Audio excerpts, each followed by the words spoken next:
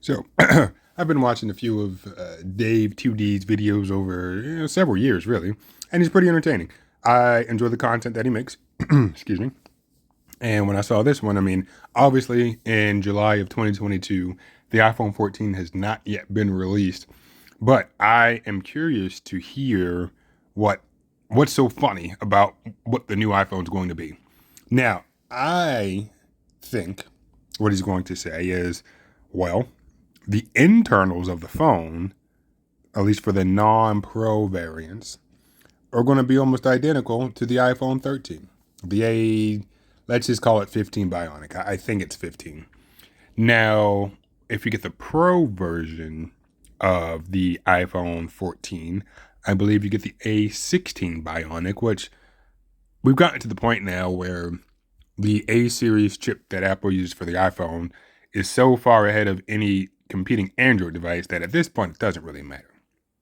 But what does matter is if this year's phone is going to be almost identical to last year's phone, the price should reflect it.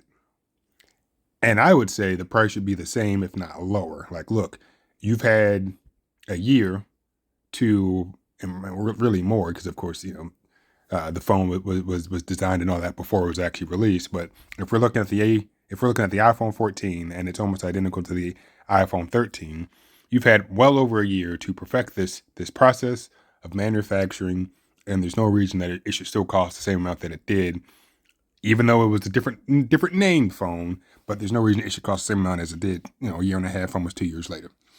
Now, inflation, somebody's going to say that, I'm sure, or it's just the next iPhone, so it's going to cost more. We'll find out.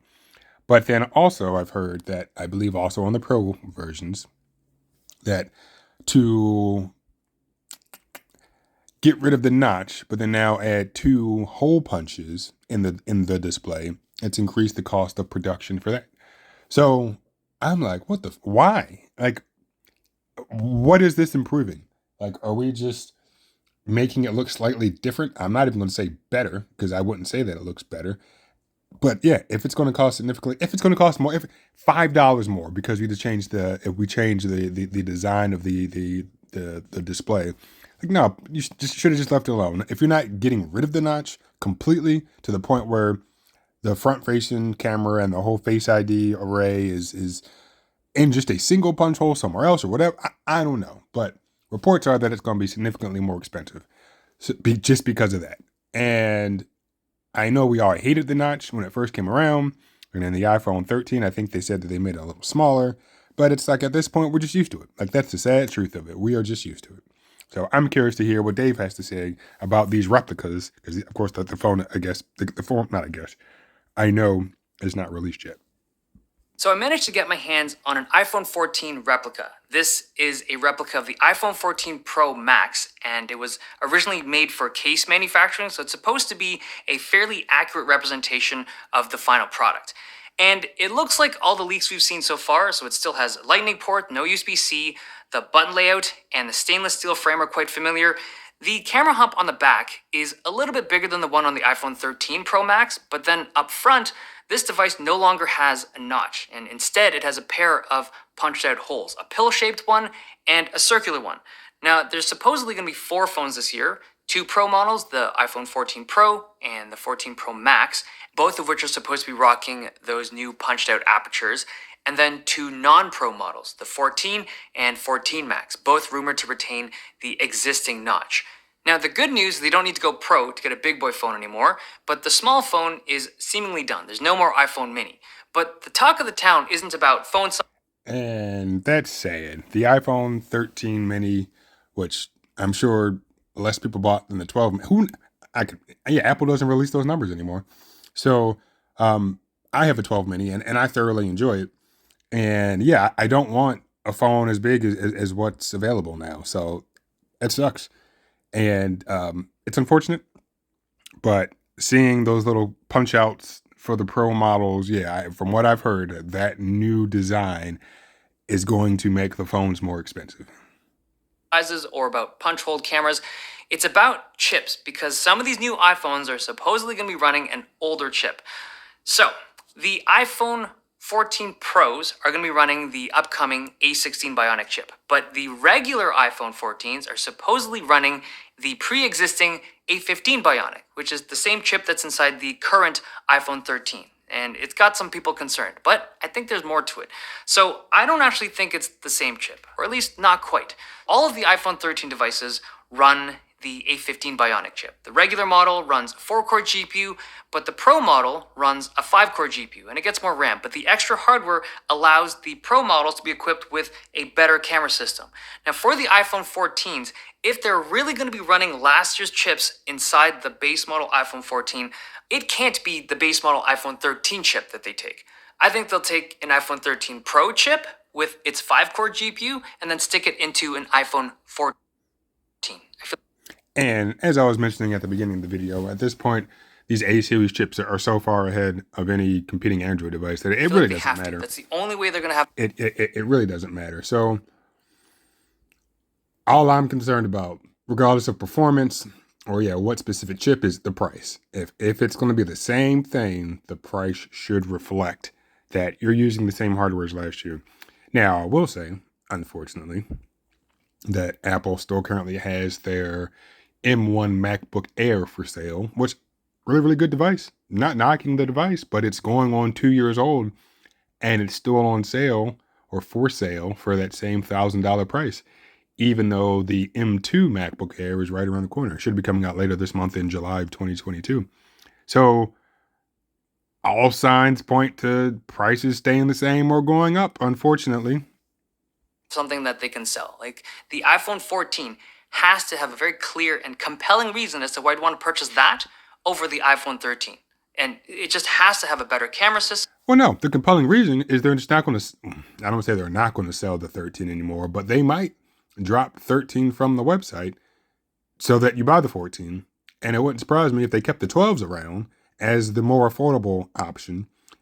Kind of like how they kept I think the 11 was around for a while. In fact, it might still be there, and I think the 10R might have been around. But they'll keep a cheaper phone around. Now, if they just have stuff to sell, it's one thing or the other. Now, depending on how similar these phones look, there's no reason. They just can't rebrand them as 14s. Like I look at the back of my 12 right now, and aside from the software inside telling me that it's an iPhone 12, and let me actually go into the settings to make sure. General, about, model name iPhone 12 mini. Aside from that and the camera layout, I wouldn't know that this is a 12. Now, if the 14s are going to look exactly like the 13s, not including, and really at this point, we're only talking about one particular model, which might be the most popular one. I don't know, just the non-Pro model and not the non-Max model. It's possible that one phone could be rebranded as a 14. Through software, since there's no identifying marks on the outside to say 14. Now, would they do that? I don't know. Is that an ethical thing to do? I also don't know. But we'll find out. It has to have better hardware, even if it's slight, because they can market slight hardware improvements. Like, I can already see it on stage, right? They're like, we took our best iPhone camera, the iPhone 13 Pro camera, we took it from that and we put it into the iPhone 14, and it costs less money. You can market that. You know what you can't market? Like, we took the iPhone 13, we did some software tweaks, and this is the iPhone 14. No shot, Timmy. You can't market that.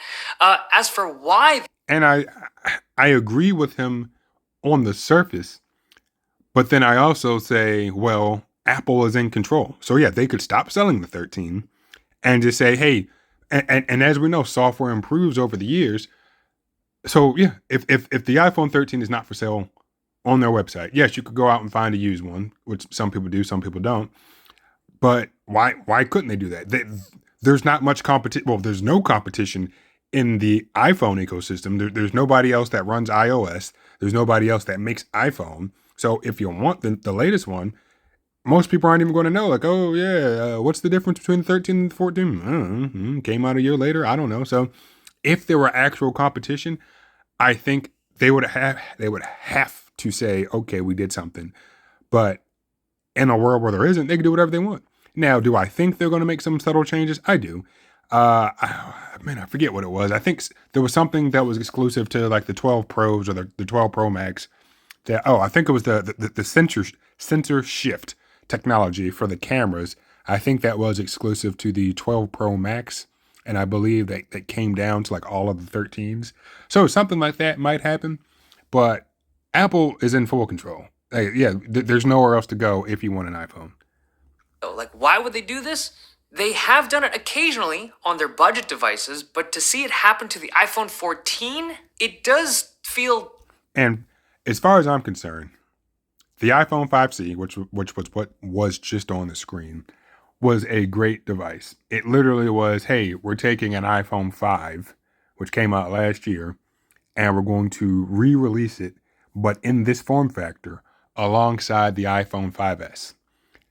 I bought a 5C, and I bought it used, and it was like $100-something, and I think I had a broken screen, and I swapped the screen out, and this was before Apple was doing all the shenanigans they're doing now with, oh, unless you get the authorized retail, blah, blah, they weren't locking crap down the way that they are now. So I thoroughly enjoyed that phone. And I even talked about some of the form where all phones now either have a metal or a glass back. That phone, as you saw, was plastic, and I didn't need to put a case on it, and it just felt so good in the hand. And now, yeah, because of how all these phones are made, everybody feels compelled to put cases on them because now you just have something else that can break. So the iPhone 5C was great. And if they're able to market the iPhone 14 as, I don't know. I don't know how they would market it. But anyway, let's go. Bizarre, okay? And there's some theories of like, we got the chip shortage that's happening right now. It's a very real issue, but I feel like this is Apple. Like everything they do is super deliberate. And if I had to guess, I don't think the chip shortage has much of a play on this. I really think that. It's hard to say. I mean, again, like if we look at the website right now, and like, let me go to apple.com just to confirm, because the last time I checked, the iPhone 12 was available. They weren't doing that for a while. They would stop selling the most recent phone, and they would keep something that was a little older. But yeah, you can buy just the iPhone 11, the iPhone 12 series. So wait, can you get a Pro or Pro Max or just the iPhone 12? Okay, just the iPhone 12 and the 12 mini. And of course, then you can get the iPhone 13 series. So I would say that it's possible that it does have something to do with the chip shortage because they're trying to capture all markets.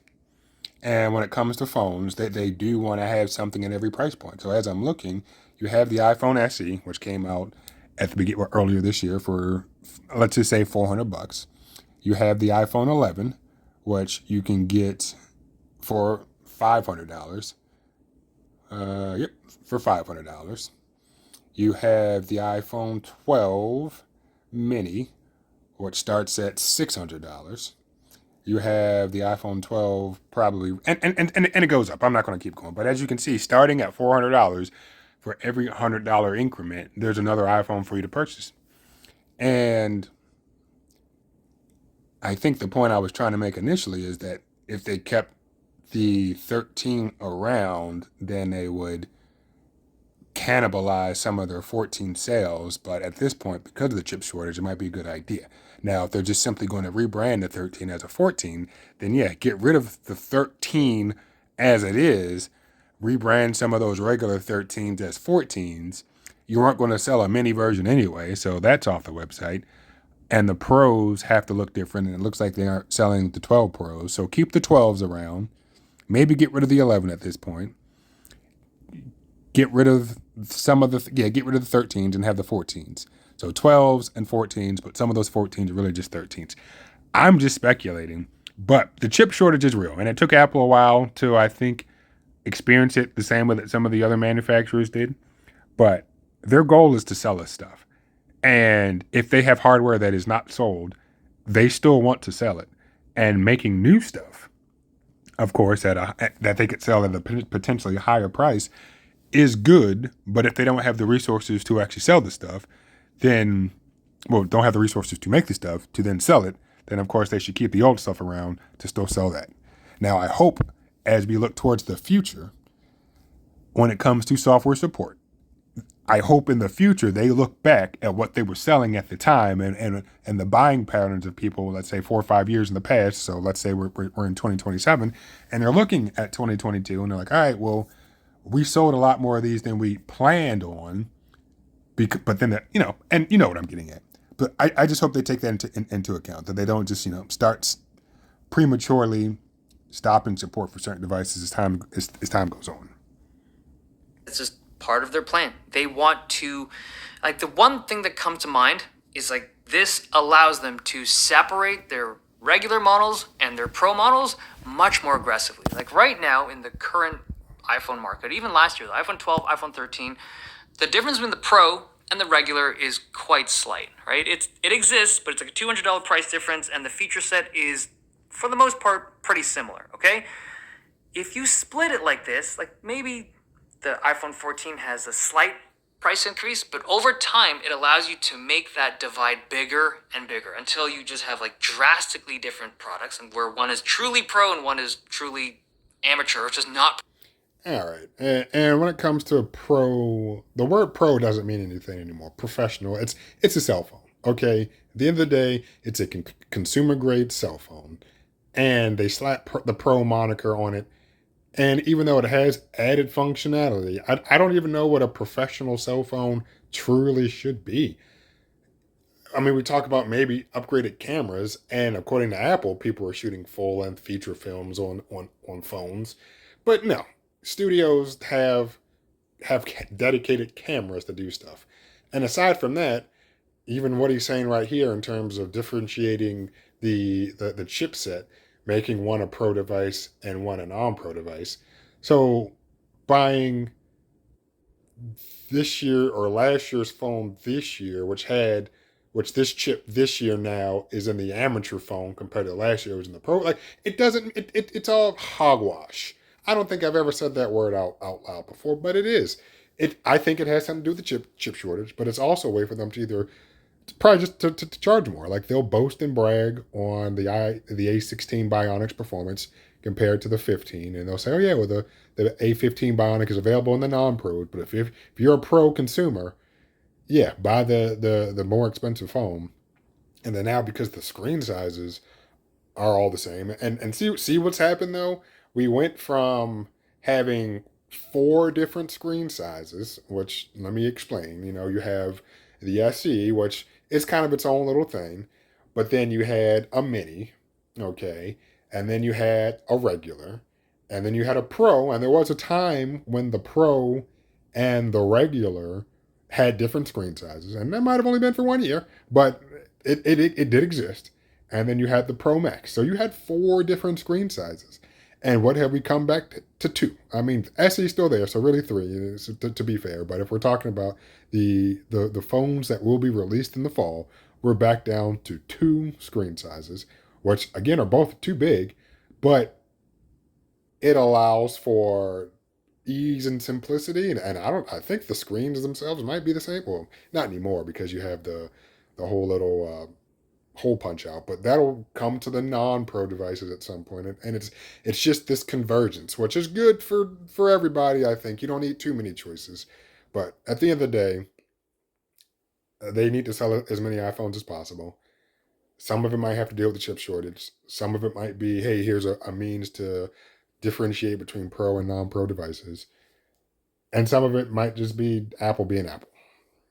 Pro, but it allows, well, two things come to mind. Number one, it gives Apple the opportunity to push their customer base towards like more adoption, right? Imagine like AR. They're working supposedly on like Apple AR, like their Apple glasses. Imagine.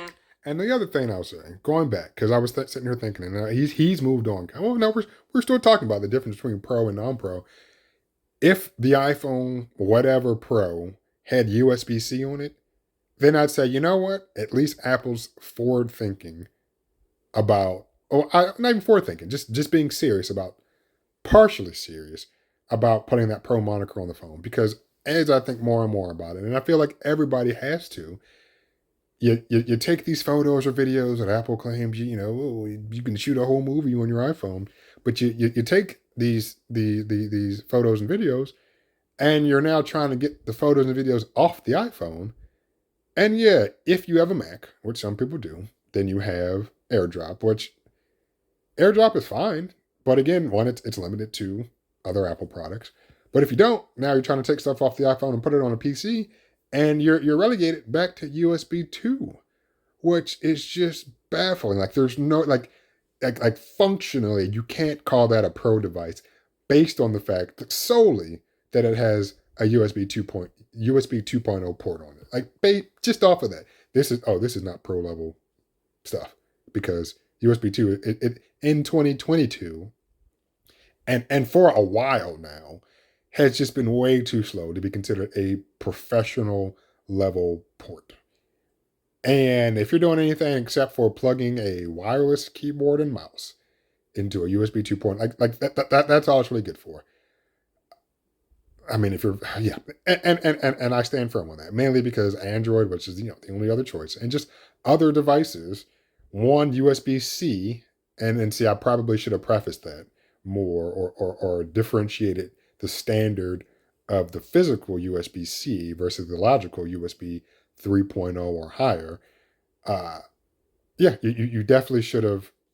I should have distinguished or differentiated those two, but because it's neither one of those, it's not a pro device. Just off of that, no matter what's on the front, no matter what's on the back, no matter what's on the inside, if that port on the bottom is still USB 2, it's not a pro level device. Only the iPhone Pros with the better chips and the more capable GPU capacity, only that can do the AR stuff in order to connect it with Apple glasses. Maybe I'm just saying that it allows them to differentiate their products like that really nicely. And obviously, the other thing is revenue. By doing this, you're making more money as a company. If you do this split and you can put more features, more capability to the bigger phone, the better phone, but a way higher price tag. And that is Apple. They're really good at it. Now, there are a couple things on this replica iPhone 14 Pro Max that I find interesting. On the front, it's a pretty big visual shift away from a notch, but I don't know if it's just because I've been staring at iPhone's notches for like 4 or 5 years and I'm just so accustomed to seeing that, but this looks different. I will say that if you overlay the previous iPhone notches onto this device, you kind of appreciate it, but the process is apparently quite expensive. So Yeah, and I don't appreciate it. Like I'm really appreciating his edited screen demonstrations here to kind of show the difference.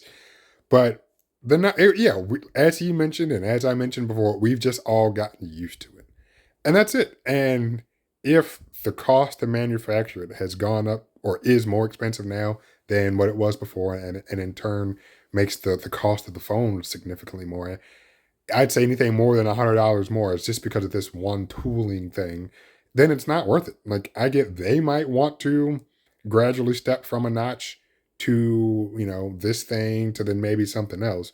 But don't make the consumer have to pay for it. Like you do your little R&D research in the back and you make one or two of the or however many and you do whatever you need to do, but then whatever the next step is, which hopefully will be better, then that's what you release. But I hope that people are vocal with their wallets and choose to not buy this if the price is significantly more. supposedly triple the cost of making this front-facing camera system compared to a regular notched camera system.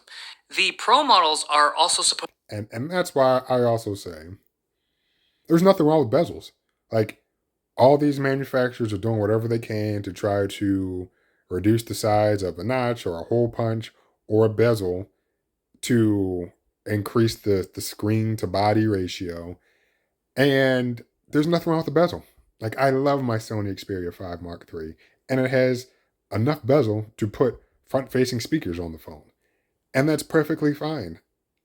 And if you're able to market that and then say, hey, in addition to the fact that you have these front-facing speakers, which are pretty cool, just the cost to manufacture this is now less because we're not trying to push the screen to the edge of the display. Everybody wins. You get a better phone, you get a cheaper phone, and that's it. Well, I don't know if the company wins because, as he mentioned, if it triples the price, it'll be more than triple that the consumer pays in difference in terms of like the cost of this screen that you with the consumer are being charged. It's going to be more than triple, even though that's potentially what it costs Apple to make it. to get a 48 megapixel main sensor, and that is a very big step up in megapixel count, but also in processing requirements. Like, I feel like it's going to need a significantly more capable chip than what was in the iPhone 13.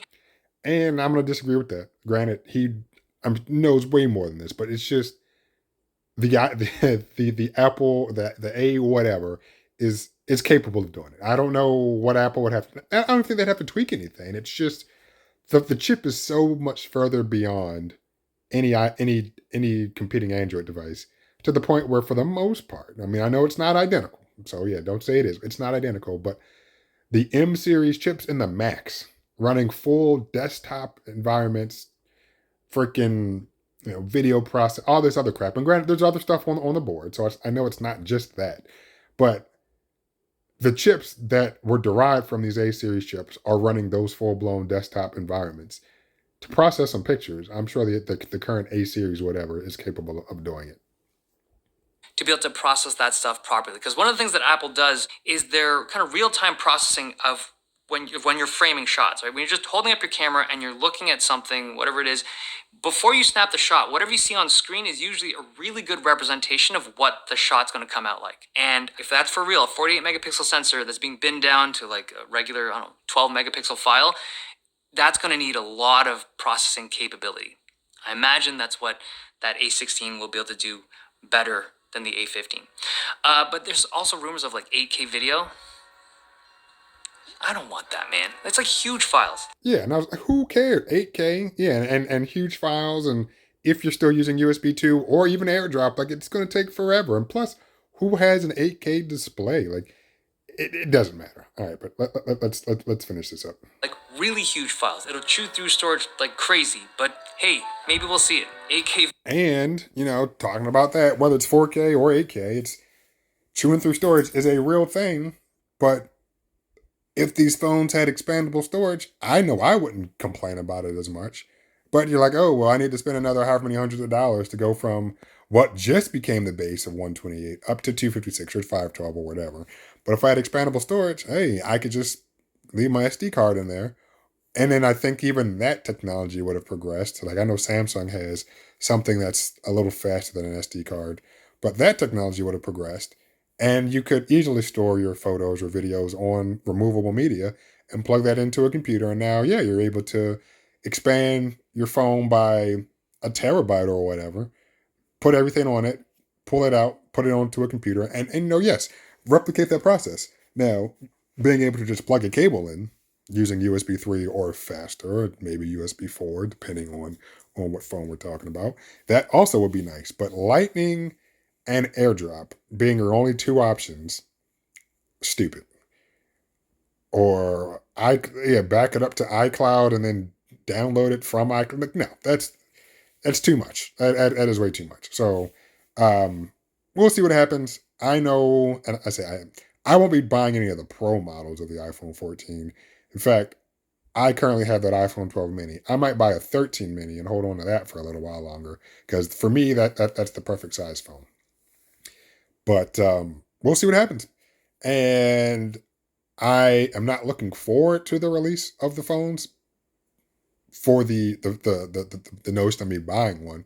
I am just curious to see what Apple's keynote's going to be and see how they're going to spin the release of these devices and see what they have to say. But all in all, that's the end of this video. This was kind of a throwaway video. I think even for Dave, it was a throwaway video, but especially for me. Video. Okay, that's my thoughts on the upcoming iPhone 14. And yeah, like not much more to say. I'm not going to buy one. In fact, I mean, just depending on how things go, I might be relegated to at some point go back to Android and actually stick with it. Because like I said, I've had this S22 for a little while and I've attempted to use it, but iMessage lock-in is real. And that's the only reason that I keep it. I mean, I have these stupid Apple Watches now, which I call them stupid. They are nice companion devices, but I'd be willing to figure out something else if I wanted to still use a smartwatch. Yeah, I mean, there's plenty of options on the Android side. Not as good as the Apple Watch, I'll say, but definitely other options. So all in all, iPhone 14 coming out later this year in 2022. We'll see what all it has to say. And that is it for this one. 30 minutes.